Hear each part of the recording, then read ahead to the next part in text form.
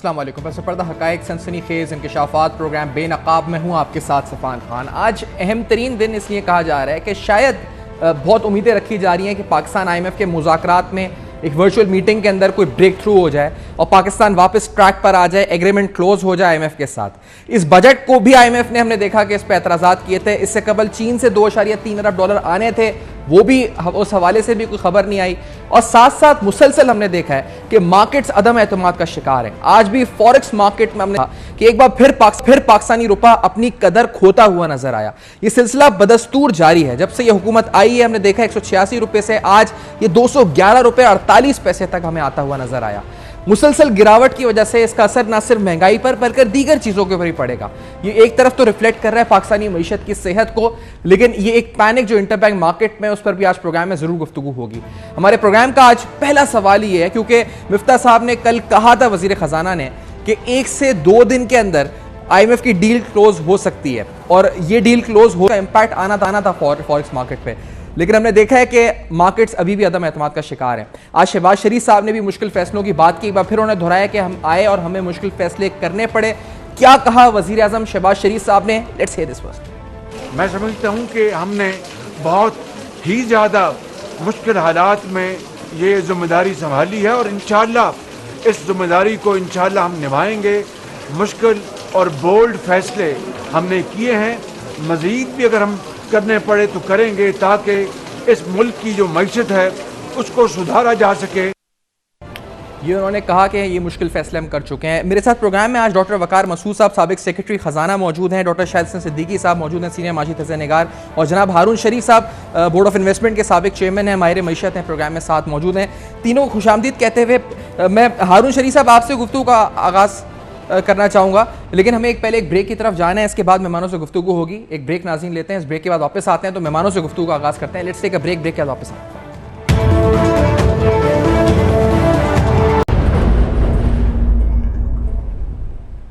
Welcome back. आप देख रहे हैं बेनकाब। आपने मौजूद पैनल का इंट्रोडक्शन देखा। हारून शरीफ साहब, आपसे गुफ्तगू का आगाज़ करते हुए ये बताएं कि मार्केट्स क्यों अदम एतमाद का शिकार है? बिलखुसूस स्टॉक मार्केट तो आज बढ़ गई, फॉरेक्स मार्केट की सूरत हाल ऐसी क्यों है? क्या हुकूमती वादे भी एतमाद मार्केट का बहाल नहीं कर पा रहे? इसकी वजह क्या है? बहुत शुक्रिया सफान साहब। देखें, सूरत हाल ये है कि बदकिस्मती से इस वक्त जो हमारा मुल्क है और स्टेट है वो IMF की ट्रांच लेने के लिए कुछ माह के लिए सारे एक्शंस कर, बजाय इसके कि हम कोई पॉलिसी की सिम्त दे पाए लॉन्गर टर्म, तो बहुत शॉर्ट टर्म हमारा होराइजन है। हुकूमत के ऊपर ये भी प्रेशर्स हैं कि हुकूमत की अपनी लाइफ 5 साल नहीं है, कोलेशन हुकूमत है जहाँ पर कंसेंसस हमेशा बिल्ड करना मुश्किल होता है। जो मार्केट्स हैं उनको बड़े क्लियर सिग्नल्स चाहिए होते हैं एक सिम्त देखने के लिए। इस वक्त उनको नज़र ये आ रहा है कि हमारे रिजर्व्स के ऊपर प्रेशर बढ़ता चला जा रहा है। अभी तक IMF का स्टाफ लेवल एग्रीमेंट जो है उसकी कोई हतमी डेट के बोर्ड की मीटिंग कब है नहीं दिखाई दे रही है। कर्जों की रीस्केड्यूलिंग, तो जितने भी इनफ्लोज हैं डॉलर टर्म में, उसकी अनसर्टेनिटी मार्केट को दिख रही है। उस सूरत हाल में ऑब्वियसली डॉलर का जो रुपए के ऊपर प्रेशर बढ़ता जाएगा और ख़ास तौर पे जो इस वक्त सेंट्रल बैंक है वो भी इंटरवेंशन नहीं कर रहा क्योंकि वो मार्केट मैकेनिज्म के ऊपर बिलीव कर रहा है। तो इस वजह से रुपया कमज़ोर हो रहा है और हर एक रुपया जो हमारा डॉलर के साथ कमज़ोर होता है वो हमारा कर्जा जो है बिलियंस ऑफ रुपीस में बढ़ा देता है सालाना। दूसरी चीज़ ये है कि हमारी हुकूमतें जो है ख़ास तौर पे अभी की और पहले की भी, हम सियासी प्राइस जो है रिफॉर्म की पे करने पे तैयार नहीं है। इसीलिए ये प्रायर एक्शंस में ताख़ीर हुई है, क्योंकि हम बेसिकली वक्त पे इसलिए फैसला नहीं करते, हमारा ख्याल है कि इसकी सियासी कीमत बहुत ज़्यादा है, अवाम का रिएक्शन आएगा, कंस्टिट्यूंसी पॉलिटिक्स है। पिछली हुकूमत ने, ये फरवरी में रिव्यू था, देखें एक्चुअली ये कोई एग्रीमेंट तो नया नहीं हो रहा, ये तो एक पुराने एग्रीमेंट में किस्त लेने के एक्शंस को पूरा करने पे नेगोशिएशन हो रही है। तो इस सूरत हाल के अंदर मैं उम्मीद करता हूं कि ये जो IMF के 3-4 एक्शंस हैं कि इनकम टैक्स की इस्लाहात हैं, सब्सिडीज़ का खात्मा है पावर सेक्टर के अंदर, इदारा जाती इस्लाहात हैं, उसके ऊपर हम एक एग्रीमेंट अगर कर पाएँ और मेरी जो तजुर्बा थोड़ा बहुत है इंटरनेशनल भी इन इदारों की तरफ से डील करने का, मेरा ख्याल है जिम्मेदार जो अफराद हैं उनको पब्लिक स्टेटमेंट्स तब तक नहीं देनी चाहिए जब तक एक डेफिनेट उनके पास आंसर ना हो। क्योंकि जब हम एक उम्मीद पैदा कर देते हैं और उसको फुलफिल नहीं कर पाते तो मार्केट फिर मनफी रुझान देती है।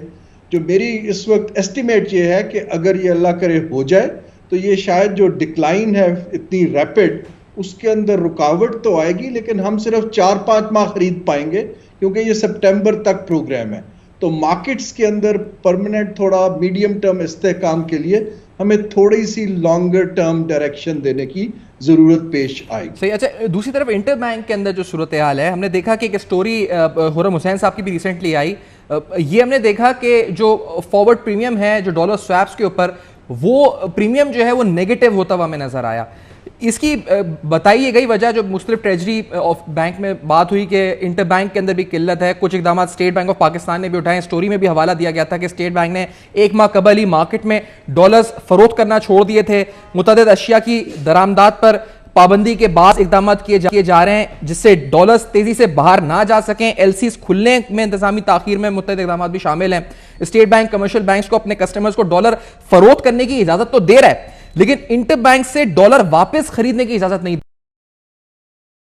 मद में भारी नुकसान का सामना शायद कर पड़ सकता है, लेकिन ओवरऑल ये जो नेगेटिव होना है वकार मसूद साहब, इसको आपने कैसे देखा है? ये हिस्टोरिकली हुआ है, लेकिन 3 मंथ के इस पर टेन्योर के ऊपर जो फॉरवर्ड प्रीमियम है वो नेगेटिव हुआ है। क्या इंटर बैंक पैनिक है, शदीद किल्लत है, इससे ख्याल हुई है और हुकूमत को उसको एड्रेस किस तरह करना चाहिए? वकार साहब। बहुत शुक्रिया सैफान। देखिए, बात यह है कि एक बड़े हंगामी दौर से हम गुज़र रहे हैं और यानी एक तो इतनी बड़ी तब्दीली आई, एक हुकूमत से दूसरी हुकूमत कायम हुई और फिर पस मंज़र ये है कि सारी दुनिया के अंदर एक माशी हंगामा खड़ा हुआ है। ये जो पहले कोविड से दुनिया मुतासिर थी, इसके बाद ये जो यूक्रेन से जंग हो गई, उसकी वजह से मार्केट बहुत बुरी तरीके से मुतासिर है, ग्लोबल मार्केट। ठीक है जी।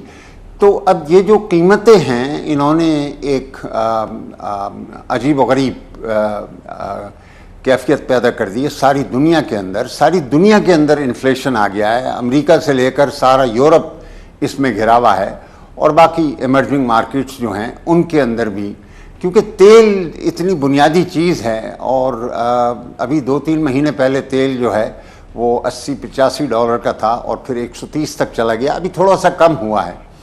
अच्छा, तो ये एक तो इसी ये गवर्नमेंट की तब्दीली के दौरान IMF से प्रोग्राम करने में, और इससे जो एतमाद है मार्केट्स का वो बहुत शदीद मुतासिर हुआ है और उसी की ये वजह है कि मार्केट में कोई ख़रीदार नहीं है डॉलर का। अगर हैं तो सिर्फ बैंक्स हैं और बैंक्स जो हैं वो मतलब कर रहे हैं अपनी ख़रीदारी। लेकिन अगर स्टेट बैंक ने ये इक़दाम लिए हैं जिससे अगर लोगों में पैनिक था और वो ज़्यादा डिमांड करने लगते डॉलर की इंपोर्ट्स करने के लिए, तो उसे रोकना था। हमारा मतलब जो खाना ख़राब हुआ है वो इंपोर्ट्स के हवाले से हुआ है। इंपोर्ट्स इस साल 77 बिलियन डॉलर्स तक पहुंच गई हैं और ये मतलब पिछले साल जो इंपोर्ट्स हुई हैं उसके मुकाबले में कोई 20 बिलियन डॉलर जो है वो ज़्यादा है। ये तो बिल्कुल आप समझ लें कि आपकी एक्सपोर्ट्स में बमुश्किल 2-3-4 बिलियन 5 बिलियन का इजाफा हुआ है, रेमिटेंसेस में भी थोड़ा सा इजाफा हुआ है, लेकिन वो 20 बिलियन डॉलर के गैप को पूरा नहीं कर सकता। लिहाजा आपको फाइनेंसिंग की ज़रूरत थी, इसकी वजह से IMF जो है वो नागुज़ीर हो जाता है। उसमें हमने ताख़ीर कर दी। ये बजट का मौका था और उम्मीद रख रहे थे कि भाई जो भी मुतालबात होंगे उनको मुखातिब किया जाएगा और उनका हल निकाला जाएगा, लेकिन बज़ाहिर इस बजट के अंदर खामियां रह गईं और IMF के अब मुतालबात हैं। तो मैं भी मतलब जो है जिस तरह आपने अपने तारुफ़ी कलमात में कहा, मैं भी दुआ कर रहा हूँ कि आज या कल ये मामला तय हो जाए IMF से और हम अगर ये हो जाता है तो बहुत जल्दी हम इस बहरान से निकलने की उम्मीद रख सकते हैं, क्योंकि फिर हमारे रिजर्व बढ़ने शुरू हो जाएंगे और इस वक्त जो डॉलर भी हमारा रुपी भी ज़बूहाली का शिकार है, वो साइकिल भी जो है रुक जाएगी। मैं ये नहीं कहता कि वापस कहाँ पहुँचेगी, लेकिन ये सब का सब जो कुछ है ये कोई असली जो तलब और रसद के मामलात हैं उससे बढ़कर ये लोगों की बदएतमादी का नतीजा है। एतमाद बहाल होगा तो यकीनन मार्केट जो है उसमें इस्तेहकाम आएगा, आपके एक्सचेंज रेट में इस्तेहकाम आएगा और बाकी सारी चीज़ें जो हैं वो नॉर्मलाइज होने लगेंगी। लेकिन एक बड़ा जो मसला है वो कायम रहेगा जब तक कि ये यूक्रेन की जंग चल रही है और सैंक्शंस हैं, तो मतलब ग्लोबल सप्लाईज जो हैं वो मुतासर रहेंगी। अच्छा, आपने भी लफ्ज़ का अदम एतमाद, दूसरी तरफ हारून शरीफ साहब ने भी एक बात की, पब्लिक स्टेटमेंट नहीं देनी चाहिए फिलहाल कोई। डॉक्टर शाहिद हसन साहब, मैं आपकी तरफ आके ये सवाल लेके आना चाहूँगा। हम अदम एतमाद की बात कर रहे हैं, पब्लिक स्टेटमेंट मिफ्ता साहब ने कल भी उनकी आई सामने के 24 से 48 घंटे के अंदर IMF के साथ मामला तय पा जाएंगे। आज बहुत सी खबरें इस तरह की सुबह से आ रही हैं कि वाइब्स मिल रही हैं कि शायद कोई ब्रेक थ्रू हो जाएगा। ये भी इत्तलात आई थी कि शायद फिर वज़ीर आज़म कौम को इस वक्त एतमाद में लेंगे इसके बाद, कंप्लीशन के बाद। तो ये पब्लिक स्टेटमेंट्स और वाइब्स आने के बावजूद, इस सिग्नलिंग के बावजूद भी मार्केट्स में इस्तेहकाम क्यों नहीं आ रहा डॉक्टर शाहिद सिद्दीकी साहब? यानी स्पेसिफिकली फॉरेक्स मार्केट में इस्तेहकाम क्यों नहीं आ रहा? देखिए, ऐसा है कि मौजूदा हुकूमत के जो दौर है, हुकूमत है 2 माह 10 दिन, इसमें डॉलर के मुकाबले में रुपए की कदर में कमी हुई है 30 रुपया। और जो है PTI की जो हुकूमत थी उसके 11 माह में जो कमी हुई थी वो भी 30 रुपए की थी। हुकूमत की क्रेडिबिलिटी दोनों की ख़त्म हो चुकी है। मिफ्ता इस्माइल ने तो ये कहा था कि जब हम पेट्रोल के नर्ख तीसरी मरतबा बढ़ाए तो उन्होंने कहा था कि जी अब ये रुपए की कदर बेहतर हो जाएगी, हालांकि उनको मार्केट का पता ही नहीं था। उसके बाद तो गिरती रही मार्केट। जो है रुपए की कदर बेहतर होगी सिर्फ एक ऐलान से, और वो ऐलान होगा IMF का, जो शायद कल तक मुतवक्को है। और वो ये कहेंगे जी पाकिस्तान के साथ हमारे मामला तय हो गए हैं। ये नहीं बताएंगे कि अमेरिका से हमने सिफारिश कराई है, वो फ्री लंच नहीं होगा, नंबर 1। तो अब जो कुछ होगा वो ये है कि वो $900 मिलियन की किस्त मिल जाएगी आपको।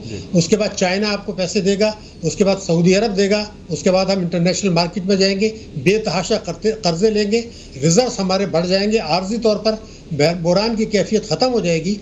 और IMF का अगर दबाव ना हुआ तो हमारा रुपए की कदर जा सकती है 180 पर। लेकिन अगर उनका दबाव हुआ कि आप 190 या 95 पर रखें तो ये बिल्कुल एक अलग बात होगी, क्योंकि जो कुछ तमाशा हो रहा है, मैं कम से कम 3-4 चीज़ें ऐसी हैं जो इनको मैं कह सकता हूँ मिस्टीरियस हैं, दोनों हुकूमतों ने किया, जो पुरस्कार है, जिसका कि कोई एक्सप्लेनेशन नहीं है। अब आपने देखा कि हमने कई दफ़े देखा कि हुकूमतों ने और स्टेट बैंक ने, इनके पास इतनी इस्तेदाद होती है कि ये अपने रिजर्व बढ़ाना चाहें तो बढ़ा सकते हैं। 13% पे आप इंटरेस्ट 1 महीने के लिए डिपॉजिट ले आए, आप मनी चेंजर्स को बुलाएं। सट्टेबाजी भी हो रही है, मुझे पता है, पैसा बाहर भी जा रहा है सट्टेबाजी का। तो अगर इस हुकूमत ने बिल्कुल कोशिश नहीं की कि रुपए की कदर को इस्तेहकाम दे और रिजर्व बढ़ाएं। जहाँ तक स्टेट बैंक का ताल्लुक है, उसको पिछली हुकूमत जाते जाते जो है वो दे गई थी ऑटोनॉमी, उन्होंने दिलचस्पी नहीं ली। अब ये जो डिप्टी गवर्नर साहब हैं, जो रजा बाकर के असिस्टेंट थे, वो आजकल चला रहे हैं, और शायद IMF कह रहा है इन्हीं को गवर्नर बना दे 5 साल के लिए। तो आपका खेल जो है ना, ये एक न्यू ग्रेड गेम है जो फ्रेंड्स ऑफ पाकिस्तान से शुरू हुआ था 2008 में।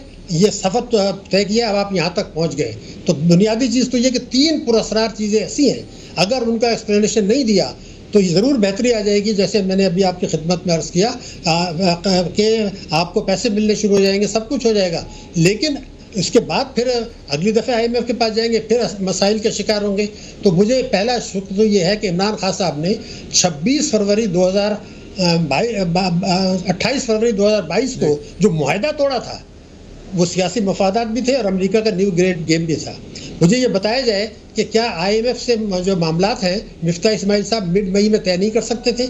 उन्होंने मजीद जो 1 महीना बढ़ाया और रुपए की कदर में जो है तबाही आई। और डार साहब का बयान मौजूद है कि पेट्रोलियम मसनूआत बढ़ाने का फैसला गलत है और डॉलर 160 से 170 पर होना चाहिए। मैं 170 तो एग्री नहीं करता, मगर बहरहाल 180 पर है। तो पहला मिस्टीरियस ये है कि इन्होंने इतनी ताखीर क्यों की। इस हुकूमत ने IMF से मामला तय करते हुए, जब आपको शराइत माननी थी, जब आपको बजट बनाना ही था, तो जो आपने गलतियाँ की, जो आप ठीक कर रहे हैं, उसी वक्त कर देते आप। दूसरा जो है बहुत ही मिस्टीरियस है, वो ये है कि इस हुकूमत ने स्टेट बैंक के जो रिजर्व्स हैं वो बढ़ाने की कोशिश क्यों नहीं की? इन्होंने रुपए की कदर को इस्तेहकाम देने की कोशिश क्यों नहीं की? मुझे इमरान खान का याद है कि उन्होंने बुला के गवर्नर स्टेट बैंक की खिंचाई की थी तो बेहतर हो गया था। डार साहब के ज़माने में रुपया गिर रहा था, डार साहब ने जो है इंटरवीन किया और स्टेट बैंक के गवर्नर से बात की, वो बेहतर हो गया। इन्होंने क्यों नहीं कोशिश की? अगर स्टेट बैंक नहीं भी कोऑपरेट कर रहा था, जिसको अब ये गवर्नर बनाना चाह रहे हैं, जो कि ऑटोनॉमी है, तो क्या हमारी हुकूमत इतनी बेबस थी कि अगर रजा बाकर 13% पर डॉलर ला सकते थे तो हम 13% पर या 12% पर 1 महीने के लिए 2 महीने के ला के इसको हमने ठीक क्यों नहीं किया? अगर इमरान खान साहब वो जो 28 फरवरी को ना तोड़ते मुआहदा तो $900 मिलियन की किस्त आपको मिल जाती, कर्जे मिल जाते, तो ये बहरान पैदा ही नहीं होता। तो पैदा ही जो बहरान पैदा किया गया, ये एक हिकमत अमली थी और इन्होंने उस बहरान को बढ़ाया। एक ब्रेक की तरफ मुझे इस ब्रेक के बाद आके मजीद नाज़रीन हमारे साथ पैनल मौजूद है मोअज़्ज़ज़, और हम आज पूछ रहे हैं कि मार्केट सहकाम का शिकार आखिरकार क्यों है। बड़ा के बाद उन टारगेट्स का है जो हम IMF के साथ सेट करने जा रहे हैं, जिसकी बुनियाद पर कहा जा रहा है कि एग्रीमेंट क्लोज होगा।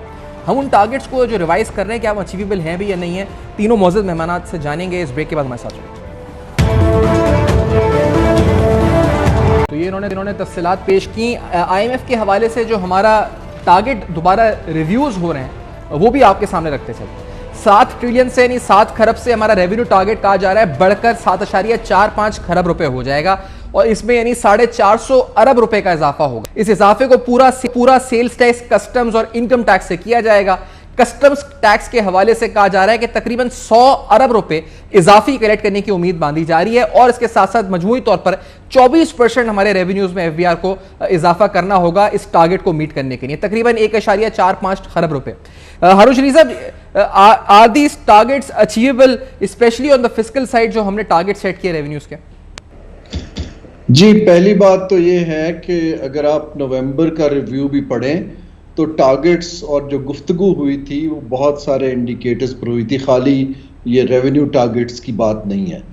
अब जो इसमें सिनेरियो डेवलप हो रहे हैं, उम्मीद करता हूं कि ये जो डिस्कशन में ताखीर भी हो रही है और टारगेट्स एग्री किए जा रहे हैं वो इस सीन में किए जा रहे हैं कि प्रोग्राम जून 2023 तक चलेगा।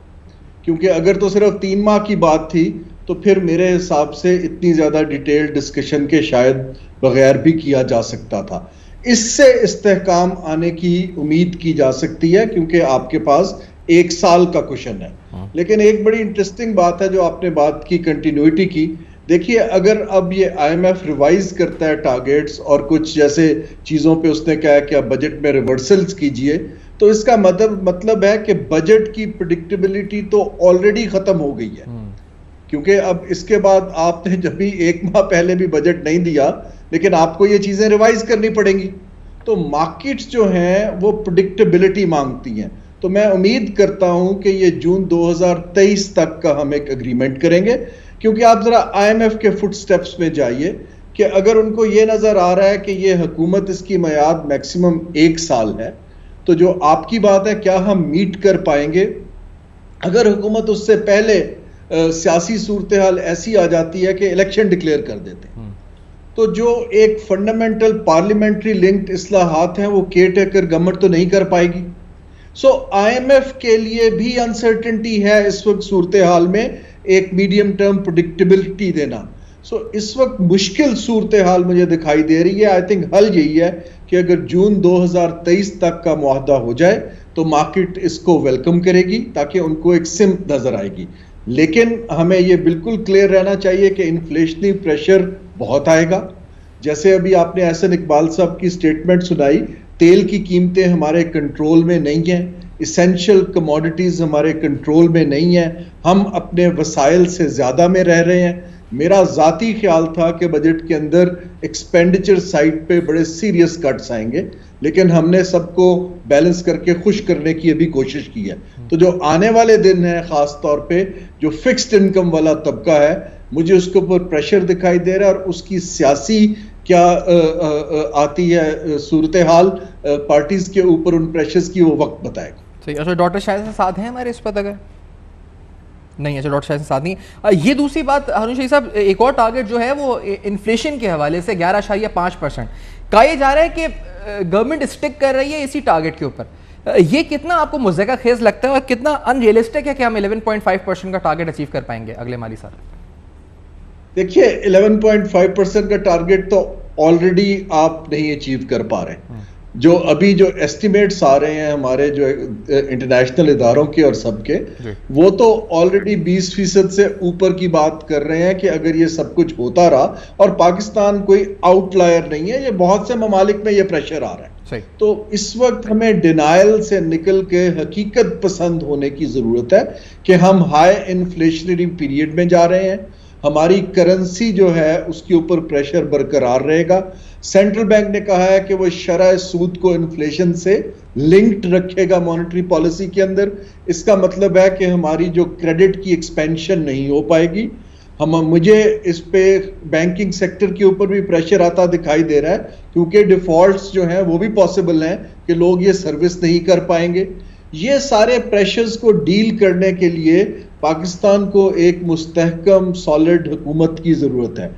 जो सियासत इस वक्त है, मैं बार बार ये इसलिए कह रहा हूँ कि जो सियासी अदम इस्तेहकाम मुझे नजर आ रहा है 1-1.5 साल का, उसके अंदर ये चीजें जो हैं आपके हाथ से निकल सकती हैं।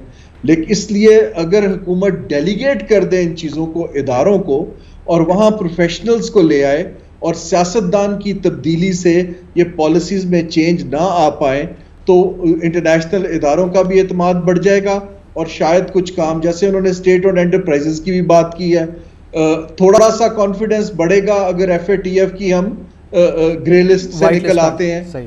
तो जी, तो ये चीजें हमें हेल्प आउट करेंगी। ठीक है हारून साहब, बहुत बहुत शुक्रिया आपका अदा करेंगे, वक्त की किल्लत है। मैं आपने अपने माहिराना राय दी, अपनी तज्जिया दिया, माल पे वकार महसूस साहब और शाहिद सिद्दीकी साहब भी प्रोग्राम में साथ रहे। मैं नाज़रीन इसी नोट पे वाइंड अप करूंगा, इस उम्मीद के साथ कि शायद ये जो आने वाली रात है, इस दौरान या कल तक, जिस तरह कहा जा रहा है कि उम्मीदें मानी जा रही हैं, कोई IMF के हवाले से ब्रेक थ्रू आ जाए, क्योंकि रास्ता जो भी है वो IMF के थ्रू ही जाता है, IMF के जरिए ही जा रहा है। फीडबैक जरूर लिखिएगा फेसबुक, ईमेल्स और ट्विटर पे। देखते रहेगा अब तक, अपना बहुत ख्याल रखिएगा। क्या है